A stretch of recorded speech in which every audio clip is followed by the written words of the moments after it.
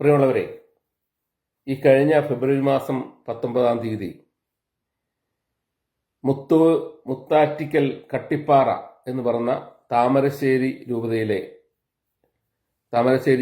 കീഴിലുള്ള പ്രദേശത്ത് താമസിക്കുന്ന വളവനാലിൽ ബെന്നി എന്ന് പറയുന്നയാളുടെ മകൾ അലീന എന്ന് പറയുന്ന പെൺകുട്ടിയുടെ ദാരുണമായ ആത്മഹത്യ കേരളത്തിൽ വേണ്ട വിധം ചർച്ച ചെയ്യപ്പെടാതെ പോയി എന്നുള്ളത് വളരെ ദുഃഖകരമാണ്.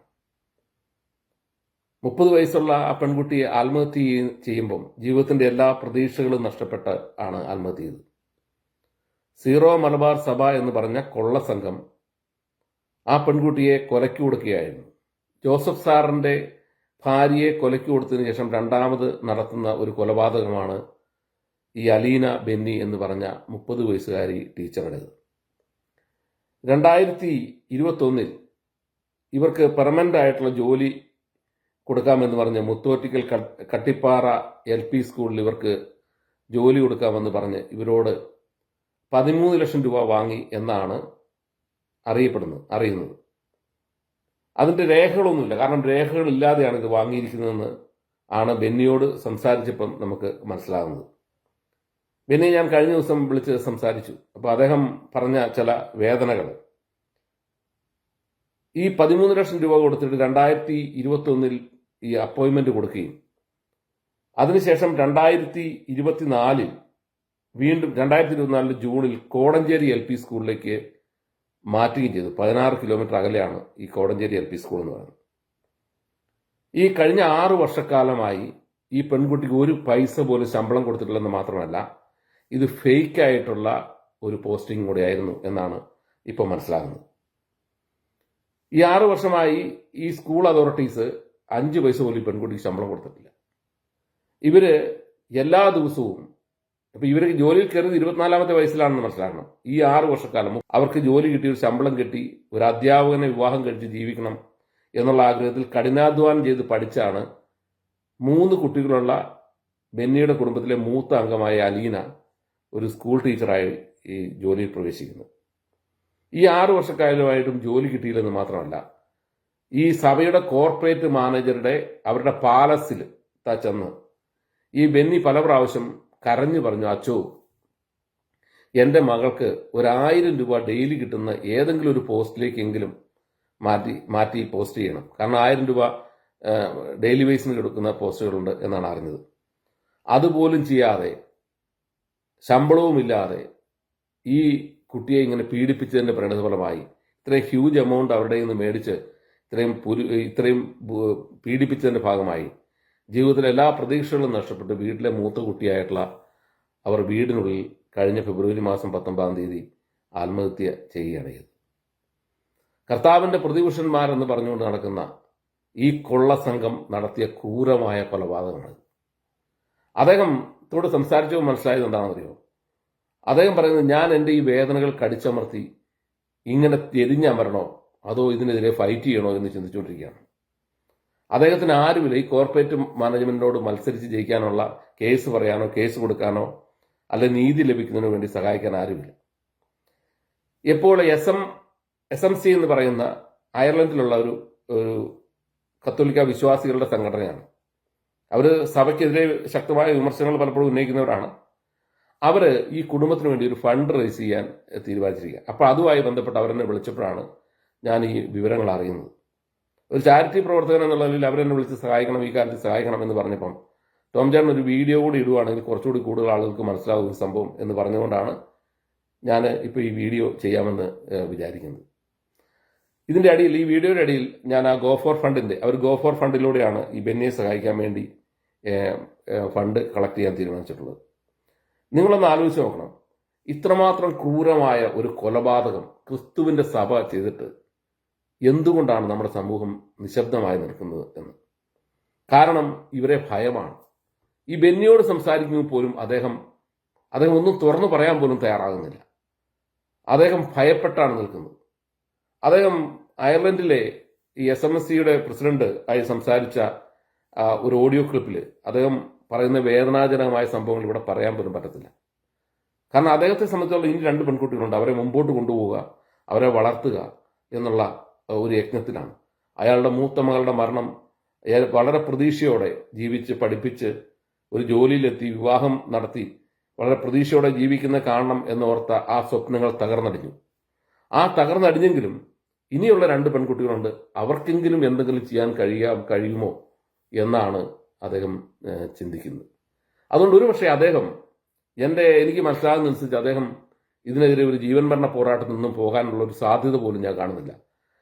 കേരളത്തിലെ ഒരു സാധാരണ മനുഷ്യന്റെ ജീവിതം ഇത്തരം വരുന്ന കോർപ്പറേറ്റ് മാനേജ്മെന്റുകൾക്കോ എതിരെയോ അല്ലെ പൊളിറ്റിക്കൽ പാർട്ടികൾക്കെതിരെയോ ഏറ്റുമുട്ടുമ്പോൾ അവൻ എത്രമാത്രം നിരാലംബനാണ് എന്നുള്ളതിന്റെ അവസാനത്തെ തെളിവാണ് ഈ അലീന ബെന്നിയുടെ ദുരന്തം എന്ന് പറയുന്നത്. ഇവര് ആദ്യം ഒരു പോസ്റ്റ് ചെയ്തു, ഈ പറയുന്ന കട്ടിപ്പാറ എന്ന് പറഞ്ഞ താമര സ്കൂൾ. അതിനുശേഷം വീണ്ടും കോടഞ്ചേരിയിൽ സ്കൂളിലേക്ക് മാറ്റി. അതും ഫേക്ക് അപ്പോയിന്റ്മെന്റ് ആയിരുന്നു. അങ്ങനെ ഒരു അപ്പോയിന്റ്മെന്റോ ഒന്നും ഇല്ലായിരുന്നു. പിന്നെ സർക്കാർ ഇത് പരിശോധിച്ച ശേഷം ഇത് വേണ്ടത്ര ഡോക്യുമെന്റുകളൊന്നും സർക്കാരിൽ സബ്മിറ്റ് ചെയ്യാത്തതുകൊണ്ടാണ് ഇവർക്ക് അപ്പോയിന്റ്മെന്റ് എന്ന് പറയുന്നത് നടക്കാതെ പോയത് എന്നാണ് അറിയുന്നത്. ഇതിനൊക്കെ ആരാണ് ഉത്തരവാദി? ഒരു പാവപ്പെട്ട ഒരു നാമമാത്ര കൃഷിക്കാരനായ ബെന്നി, അയാൾ റബ്ബർ വെട്ടിയും ഒക്കെയായി കിട്ടുന്ന പണം കൊണ്ട് ഈ മക്കളെ പഠിപ്പിച്ച് ഇവർ പറഞ്ഞ പൈസ കൃത്രിമമായ ഒരു അക്കൗണ്ടിൽ കൊടുത്ത്, ആ അക്കൗണ്ട് ഇദ്ദേഹത്തിന്റെ തെളിവുകളൊന്നുമില്ല. കാരണം തെളിവുകളില്ലാതെയാണ് ഇവർ ഈ പണം വാങ്ങിയിരിക്കുന്നതെന്നാണ് അറിയാൻ പറ്റിയത്. അപ്പൊ അതുകൊണ്ട് അദ്ദേഹത്തോട് സംസാരിച്ചപ്പോൾ മനസ്സിലായത് അദ്ദേഹത്തിന് ഈ പണം കൊടുത്തു പോലും പറയാൻ ഒരു ധൈര്യമില്ല, ഭയമാണ് അയാൾക്ക്. അദ്ദേഹം പറയാണ്, ഞാൻ ഇത് പറഞ്ഞാൽ എൻ്റെ ഫോണൊക്കെ ഇപ്പോൾ എല്ലാവരും ടാപ്പ് ചെയ്യുന്നുണ്ട്, എന്നെ നിരീക്ഷിക്കുന്നുണ്ട്, അതുകൊണ്ട് ഞാൻ എന്ത് പറഞ്ഞാലും അത് അപകടത്തിൽ ചെന്ന് വിടുള്ളൂ, അതുകൊണ്ട് ഇതൊന്നും പറയാൻ ഉള്ളൊരു ധൈര്യം പോലും അദ്ദേഹം കാണിക്കുന്നത്. ഞാൻ ഇതുമായി ബന്ധപ്പെട്ട് അയർലൻഡിലുള്ള സെബി സെബാസ്റ്റ്യൻ എന്ന് പറഞ്ഞ ആള് ഇട്ടിരിക്കുന്ന ഒരു ഫേസ്ബുക്ക് പോസ്റ്റ് നിങ്ങളെ വായിച്ചു കേൾപ്പിക്കാം. അത് വായിക്കുമ്പോൾ നിങ്ങൾക്ക് ഏകദേശം കാര്യം മനസ്സിലാവും ഇതെന്താണ് ഈ സംഭവിക്കുന്നത്. അവരുമായിട്ട് നേരിട്ട് ഇദ്ദേഹം സംസാരിച്ചാണ്, ഞാൻ സംസാരിച്ചാണ്, പക്ഷേ എന്നോട് പറഞ്ഞേക്കായിട്ടുള്ള കാര്യങ്ങൾ ഇവരോട് പറഞ്ഞിട്ടുണ്ട്. അപ്പൊ ഇത്തരം കൊലപാതകങ്ങൾ നടത്തുന്ന നിങ്ങളോട് ഒരൊറ്റ വാക്കേ പറയാനുള്ളൂ, നിങ്ങളോട് ഇതിനൊക്കെ പ്രതികാരം ചെയ്യാതിരിക്കുമോ പതിതരെ പിൻതലമുറക്കാർ എന്ന് മാത്രമേ പറയാനുള്ളൂ. കാരണം നിരാലംബരായ ഇത്തരം മനുഷ്യരോട് ഇത്തരം കൊള്ള നടത്തി അവരുടെ അധ്വാനം പിടിച്ചു വാങ്ങി നീയൊക്കെ വെള്ളയുടുപ്പിട്ട ഈ കുഴിമാടമായിട്ട് എന്തിനാണ് ഇങ്ങനെ ഈ അന്യോന്റെ ഈ അധ്വാനം ഭക്ഷിച്ച് ജീവിക്കുന്നത്? നിനക്കൊക്കെ മനുഷ്യനെ പോലെ ജീവിക്കാൻ പാടില്ല എന്നാണ് ഈ വെള്ളയുടുപ്പിട്ട കുഴിമാടങ്ങളോട് ചോദിക്കാനുള്ളത്. മനുഷ്യത്വം മരവിച്ച നിങ്ങളെപ്പോലെ മനുഷ്യത്വം മരവിച്ചിട്ടുണ്ടോ? 10 ലക്ഷം രൂപ കൊടുത്ത് സ്വന്തം ഗർഭത്തെ വേറെ സ്വന്തം അപ്പന്റെ തലയിൽ കെട്ടിവെക്കാൻ ലോകത്ത് ഇതുപോലെ മനസാക്ഷിയില്ലാത്ത മനുഷ്യർ നിങ്ങളെപ്പോലുള്ള അല്ലാത്തവരുണ്ടാവുമോ? അത്തരത്തിലൊരു ക്രൂരമായ കൊലപാതകം തന്നെയല്ലേ ഇതും ചെയ്തിരിക്കുന്നത്. ജോസഫ് സാറിനെ നിങ്ങൾ ഇസ്ലാമിക തീവ്രവാദികൾ വെട്ടിയെങ്കിൽ അദ്ദേഹത്തിന്റെ ഭാര്യയെ കൊന്നത് നിങ്ങളാണ്. മനസ്സിലായോ? ഈ നീച ജന്മങ്ങളെ നിങ്ങളൊക്കെ എന്തിന് ഈ ക്രിസ്തുവിന്റെ പിന്നാലെ പോകുന്നവരാണ്, നിങ്ങൾ ക്രിസ്തുവിന്റെ ഫോളോവേഴ്സാണ് എന്ന് പറഞ്ഞ് എന്തിനു നടക്കുന്നുവെന്ന് നിങ്ങൾ സ്വയം ചിന്തിച്ചു നോക്കുക. ഇത്തരം കൊലപാതകങ്ങൾ നടത്തി നിങ്ങൾ നേടുന്ന പണം ആ പണം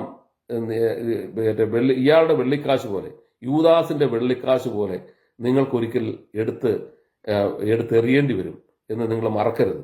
അതുകൊണ്ട് ഈ പെൺകുട്ടിയുടെ കൊലപാതകത്തിൽ കേരള സമൂഹം ഒന്നടങ്കം ഉണർന്ന് പ്രവർത്തിക്കണം. അതോടൊപ്പം തന്നെ ഈ സഭ എന്ന് പറയുന്ന കൊള്ള സംഘത്തിന്റെ ഈ നരാധമന്മാരുടെ ഈ വേട്ടയ്ക്കെതിരായിട്ട് നിങ്ങൾ ഇതിനെ സംബന്ധിച്ച് പഠിക്കണം. എനിക്ക് പറയാനുള്ള അഡ്വക്കേറ്റ് ജയശങ്കർ സാറിനെ പോലുള്ളവർ ഈ കാര്യം പഠിച്ച് വീഡിയോ ചെയ്യണം. അങ്ങനെ പൊതുസമൂഹത്തിനെ ഉയർത്തണം. അതിനുശേഷം ഇവിടുത്തെ മാധ്യമങ്ങൾ ഇത് ചർച്ച ചെയ്യപ്പെടാതെ പോവുകയാണ്. കാരണം ഈ മനുഷ്യൻ ഭയപ്പെട്ട് നിൽക്കുന്നതുകൊണ്ട് ഇദ്ദേഹം ആരോടും തുറന്നൊന്നും പറയുന്നില്ല. പക്ഷേ ഇദ്ദേഹം തുറന്നു പറഞ്ഞ ഒരു ഓഡിയോ ഞാൻ കേൾക്കുകയുണ്ടായി. അതുകൊണ്ടാണ് ഞാൻ ഇത്തരത്തിൽ ഒരു വീഡിയോ ചെയ്യാൻ തയ്യാറായത്.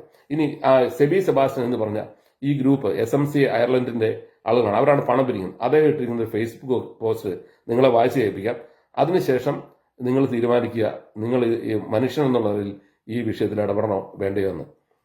സെബി സെബാസ്റ്റിന്റെ ഫേസ്ബുക്ക്. അലീന ബെന്നി സീറോ മലബാർ സഭയുടെ 2ാം കൊലപാതകം. താമരശ്ശേരി രൂപതയുടെ കീഴിലുള്ള കോർപ്പറേറ്റ് മാനേജ്മെന്റ് സ്കൂളിൽ 6 വർഷക്കാലം അധ്യാപികയായി ജോലി ചെയ്തിട്ടും നിയമനം സർക്കാർ അംഗീകരിക്കാത്തതിനാൽ ശമ്പളം ലഭിക്കാതെ മനംനൊന്ത് ആത്മഹത്യ ചെയ്ത അലീന ബെന്നി എന്ന ടീച്ചറുടെ വാർത്ത കേരള മനസാക്ഷിയെ ഉലയ്ക്കുന്നതായിരുന്നു.